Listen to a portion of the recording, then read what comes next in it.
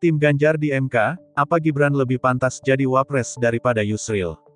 Kuasa hukum Ganjar Mahfud, Magdir Ismail mempertanyakan kepada ahli yang dihadirkan Prabowo Gibran, Abdul Khair Ramadan terkait kepantasan Gibran atau Yusril Iza Mahendra untuk menjadi wakil presiden di Pilpres 2024. Yusril merupakan ketum PBB sekaligus tim hukum Prabowo Gibran yang bersidang di Mahkamah Konstitusi (MK).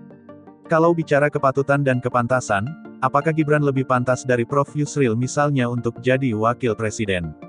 Tanya Magdir kepada ahli dalam lanjutan sidang gugatan Pilpres 2024 di MK, Jakarta, Kamis, 4/4.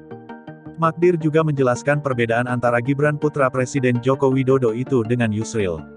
Ia menilai Gibran dari sisi ketokohan baru wali kota.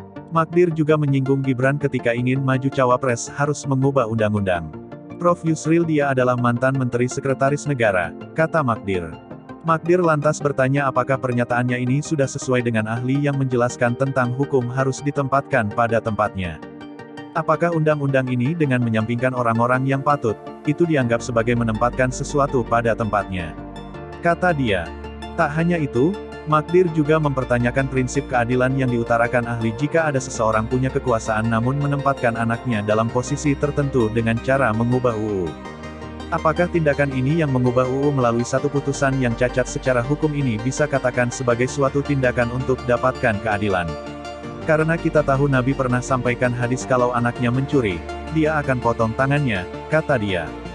Dalam paparannya di sidang MK, Abdul Khair Ramadan sempat menjelaskan terkait prinsip keadilan dan kewenangan MK.